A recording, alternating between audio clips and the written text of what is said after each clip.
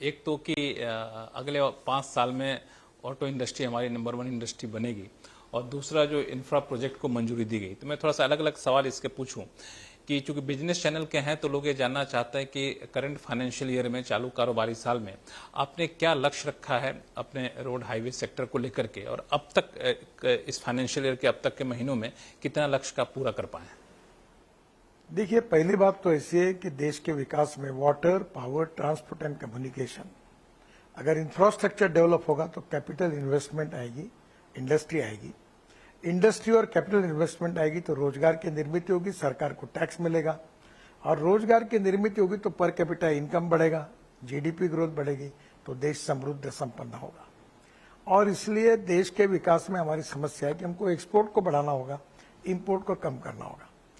Problem हमारा ये है कि चाइना की लॉजिस्टिक कॉस्ट 8% है, अमेरिका और यूरोप की 12% है, और भारत की 16% है। और हमने नए नए express highway, access control highway बनाए, और फ्यूल में एलएनजी, सीएनजी, इलेक्ट्रिक, इथेनॉल, ये सब अब हाइड्रोजन आएगा। इसके कारण हम सिंगल डिजिट में लॉजिस्टिक कॉस्ट लाएंगे 9% तक, और हमारा एक्सपोर्ट 1.5 गुना बढ़ेगा, और देश प्रगति और विकास करेगा। और दुनिया में जो 3 उद्दिष्ट प्रधानमंत्री जी ने हमारे सामने रखे, पहला ये है $5 ट्रिलियन की इकोनॉमी, दूसरा है दुनिया की तीसरी अर्थव्यवस्था, और तीसरा है आत्मनिर्भर भारत।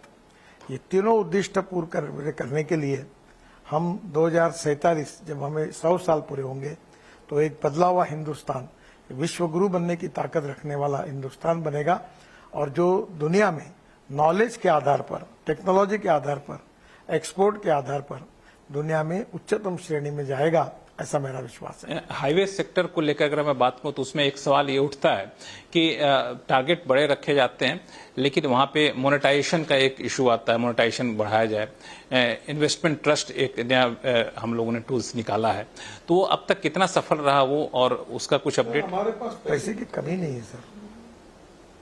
मैं इनविट मॉडल में जाने के बाद जो पैसा आएगा उसका क्या करूं? अभी हम लोग इनविट मॉडल में बॉम्बे स्टॉक एक्सचेंज में गए थे 8 महीने पहले, तो हमारा जो इनविट मॉडल था वो 7 दिन का टाइम था, सब्सक्राइब था 7 डेज के लिए। पहले दिन 7 घंटे में 7 टाइम्स ओवर सब्सक्राइब हुआ। मैं गोवा में था, हमारे मेंबर फाइनेंस का फोन है कि साहब जल्दी आओ। मुंबई आया, मैंने घंटा बजाई बॉम्बे स्टॉक एक्सचेंज में और क्लोज किया इशू। पैसे की कोई कमी नहीं।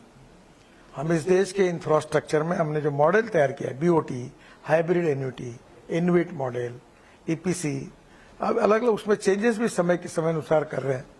और अब हम लोग इनविट मॉडल में जो लोग बॉन्ड्स खरीदी करेंगे उनको 8.05% मिनिमम इंटरेस्ट, उनको रिटर्न्स साल भर में दे रहे हैं, और हर महीने में उनके अकाउंट में पैसे जमा करेंगे।